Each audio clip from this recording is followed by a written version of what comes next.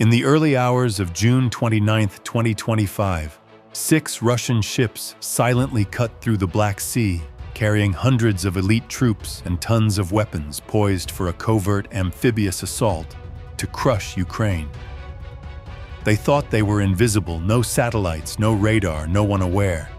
But they were wrong.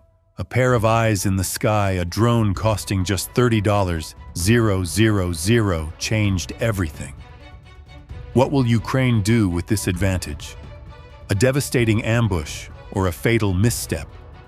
Comment #1 to dive into the historic moment when timing becomes the deadliest weapon. And don't miss the second the battlefield changes forever.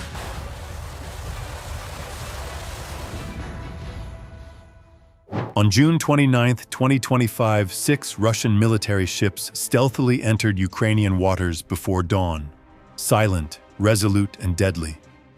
Each vessel was loaded with troops, armored vehicles, and munitions, over 380 elite soldiers, 24 armored vehicles, and tons of explosives. Their mission, a covert amphibious assault to strike Ukraine's southern flank.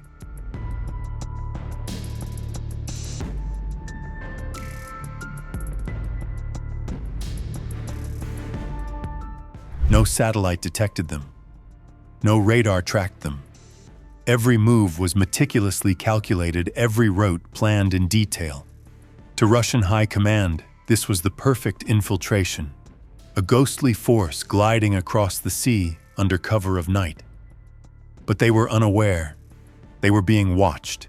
Ukrainian generals had prepared a plan to completely annihilate this amphibious force.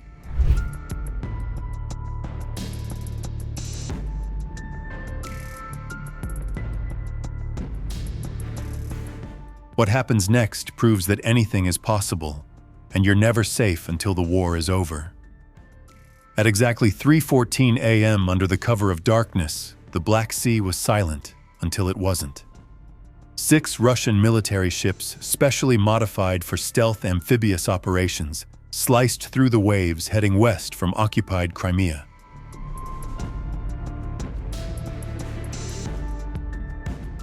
Aboard the ships, over 380 Russian troops, 24 BTR-82A armored vehicles, and tons of artillery shells and light weapons. Their destination, a marshy river estuary 120 kilometers east of Moliv, a radar blind spot carefully selected and marked as safe by Russian military intelligence.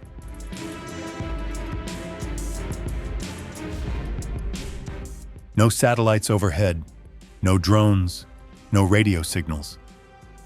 From the Russian commander's perspective, this was a perfect, silent, untraceable infiltration with devastating potential.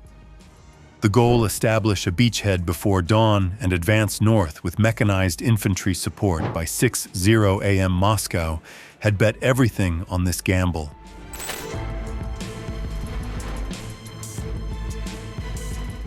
But high above, at 6,000 meters, a pair of eyes watched in absolute silence. An unmarked Ukrainian PD-2 reconnaissance UAV, upgraded and hovering motionless between atmospheric temperature layers, mapped heat signatures with surgical precision using its infrared sensors. Enhanced 2 months prior with improved data link capabilities and stealth airframe coding, it detected them at 3:15 a.m.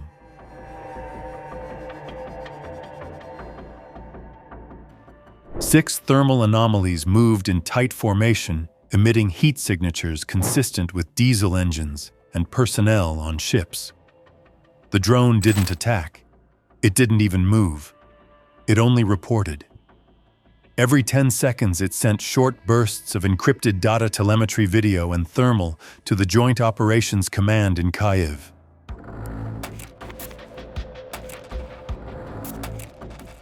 Each image was clearer than the last.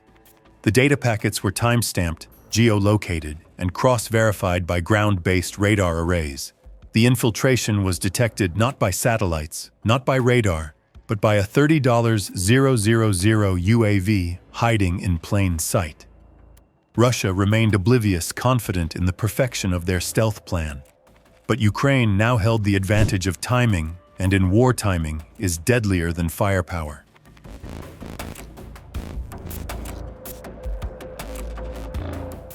The battle hasn't begun, but the battlefield has shifted, and the hunters are about to become the prey. At 3:16 a.m., just 1 minute after the drone's first report, a secure alert sounded inside a fortified military command bunker deep beneath Kyiv. If you were the commander, would you strike now or wait for the perfect kill zone? Let us know in the comments below and follow along as I unpack the fateful decision of a Ukrainian general.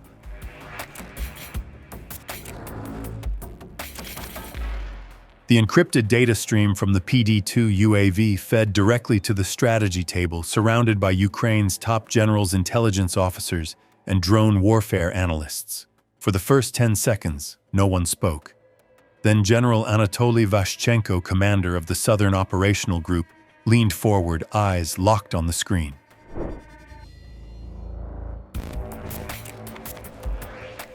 The Russian ships were exactly where he feared, in the most vulnerable sector of the southern coast. If they landed, Ukraine's frontline units in Mykolaiv would be encircled within hours. "Don't fire," Vashchenko said calmly.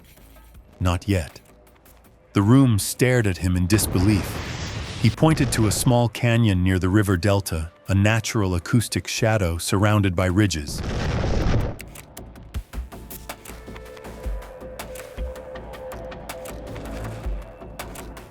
"They won't hear the missiles coming if we strike there." 7 minutes was all he needed. In that time, target coordinates were uploaded to 3 Burovai MLRS platforms, hidden 22 miles inland. Simultaneously, a Ram-2 kamikaze drone was launched from a nearby forward airfield. 2 Neptune cruise missiles modified for naval strikes were loaded into mobile launchers, concealed under camouflage netting.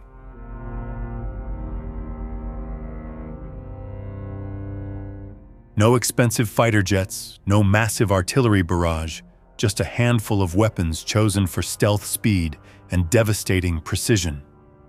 The plan was simple: wait for the Russians to enter the kill zone, then obliterate them. By 3:23 a.m., everything was ready. The Russians, still believing in their perfect infiltration, continued west.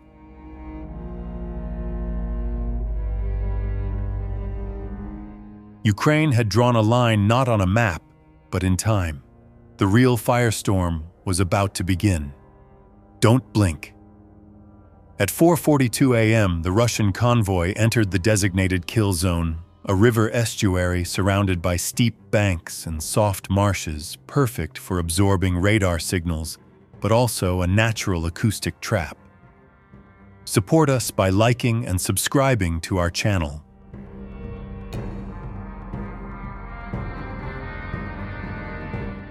Inside this acoustic shadow, the roar of the engines echoes within, but no sound from outside can be heard.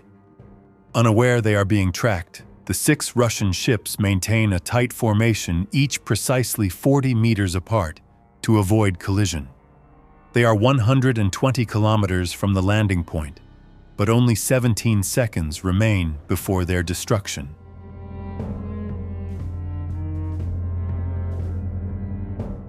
At 4:42:13, a single command is transmitted from the Ukrainian war room: execute. The first strike comes from land. 3 Burovai MLRS platforms concealed in a wheat field unleash a salvo of 80 Tundir 220 mm rockets designed for saturation attacks. Each rocket carries a high-explosive fragmentation warhead capable of shredding armored vehicles and incinerating troops in open terrain.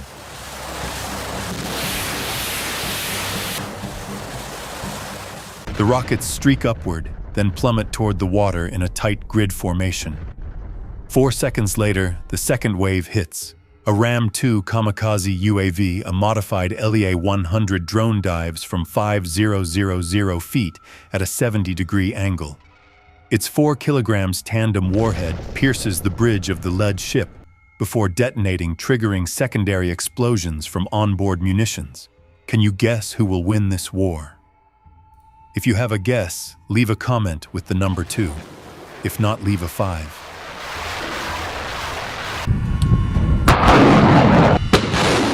The shockwaves rock the remaining ships. But it's not over. From 60 kilometers away, two R-360 Neptune cruise missiles streak in skimming just 15 feet above the sea to evade radar. Using Tercom terrain-matching technology and active radar seekers, they lock onto the ship's engine heat signatures. One missile slams into the command ship's midsection. The second hits the fuel reserve vessel, erupting into a fireball that lights up the river mouth like daylight.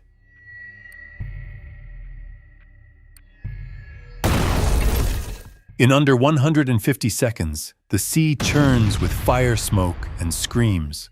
Russian soldiers leap into the freezing water, only to be swallowed by shrapnel waves or fuel-fed flames. The attack ends almost as swiftly as it began. The toll: all 6 ships destroyed, all 24 armored vehicles lost, over 320 Russian soldiers dead or missing. Only 4 survivors are later recovered, burned, panicked, and incoherent.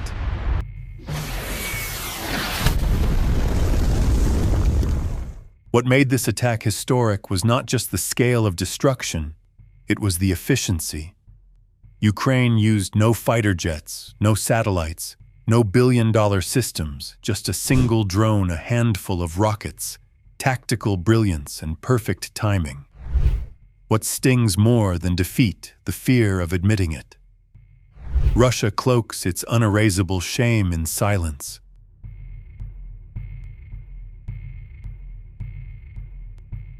By 4:47 a.m., the Black Sea is silent again, at least to satellites. The 6 ships have vanished beneath the waves. Oil fires blaze on the surface. Charred debris floats like tombstones, and hundreds of Russian soldiers are missing. But in Moscow, there is no announcement, no televised statement, no acknowledgement of the loss.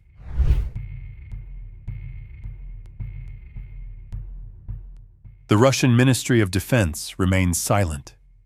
State media pivots to unrelated naval exercises in the Arctic, even as dozens of independent monitoring accounts report the amphibious fleet's signals went dark at 3:30 a.m. Privately, panic sets in. At GRU headquarters in Kimi, internal messages label the operation a possible catastrophe. An intercepted call shared by anti-Kremlin groups captures an FSB agent's words. "The convoy's gone. We don't even have a black box. It's like they were waiting for us."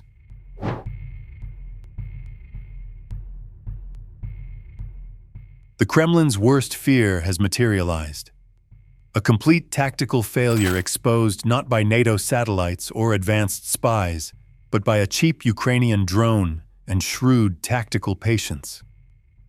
Western analysts' estimates are brutal: over $120 million in Russian hardware lost in under 3 minutes. The Southern Command loses a critical mechanized unit for the Mykolaiv offensive. A 48-hour delay in Russia's northern advance due to a collapsed supply chain.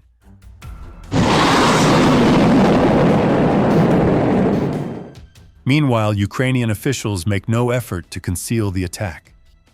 At noon, General Vashchenko appears briefly on camera, stating simply, "When invaders come by sea, they should prepare to drown." The world listens.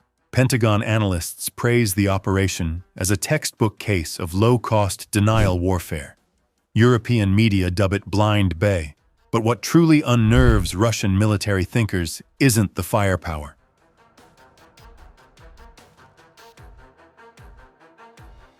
It's the breakthrough in reconnaissance. Their so-called radar blind spot wasn't disabled, it was cracked. Ukraine didn't jam it, they learned to see through it. The use of the PD-2 drone's thermal layer and loitering altitude outsmarted Russia's counter-reconnaissance algorithms. This means any future amphibious attempt using that corridor is now suicidal.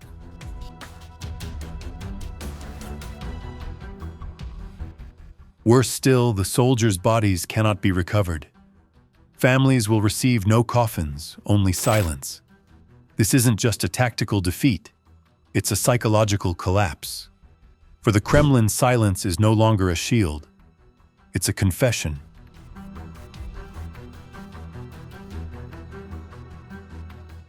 In a war defined by billion-dollar weapons and satellite-guided precision, a modified drone costing less than a new pickup truck rewrote the rules. The PD-2 reconnaissance drone used in the Black Sea operation was worth just $30,000. It didn't fire missiles, it wasn't fast, it wasn't even armed, but its value lay in what it saw and how quickly it reported. Every 10 seconds, it transmitted live thermal imagery, GPS coordinates, and movement tracking directly to the Ukrainian command bunker.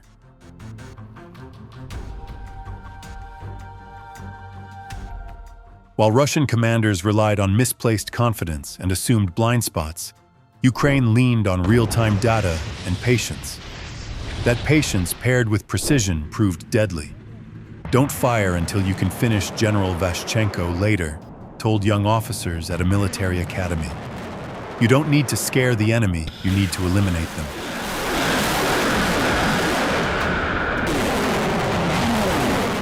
And that's exactly what Ukraine did.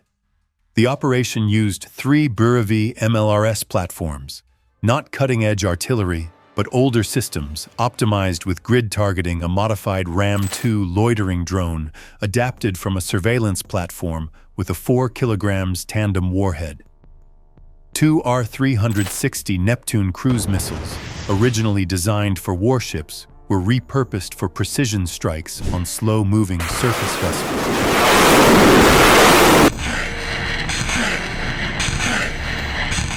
None of these systems were revolutionary on their own, but combined with precise timing and intelligence, they became devastatingly effective. This wasn't just a victory, it was a statement that Ukraine could inflict catastrophic damage without foreign fighter jets or top-tier assets. The entire ambush, including rockets, drone, and missiles, cost an estimated $2 million or less.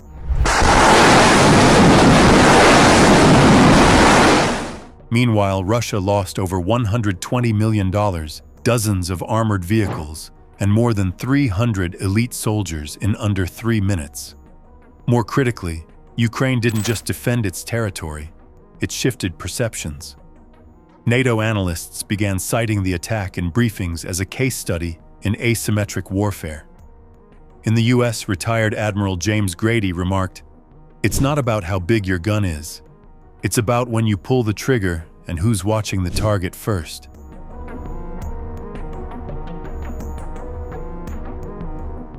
The sea is quiet again, but the message echoes loudly. This war won't be won by brute force. It will be won by vision, speed, and the ingenuity to turn $30,000 into a strategic earthquake. In a conflict often measured by the weight of tanks, the cost of missiles, or the number of divisions on a map, Ukraine's Black Sea ambush proved something far more unsettling for its enemy.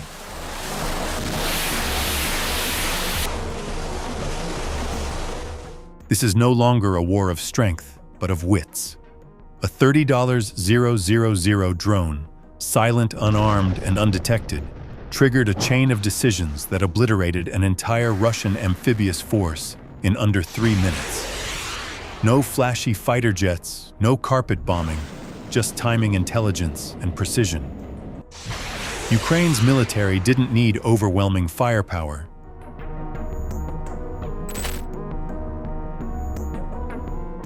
They only needed the clarity to wait and the wisdom to strike at the perfect moment. Russia lost over $120 million in equipment, 24 armored vehicles, and hundreds of soldiers, not in a prolonged battle, but in a surgical execution. The sea became their grave, and the silence from the Kremlin speaks louder than any headline.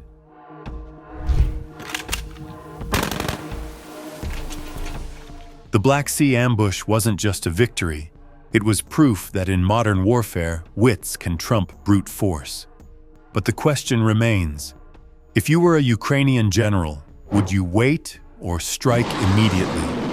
Could the US or any other nation replicate this tactic? Share your thoughts in the comments below. Don't forget to like and subscribe for more epic war stories like this. The battlefield never sleeps, and another drone might be watching right now.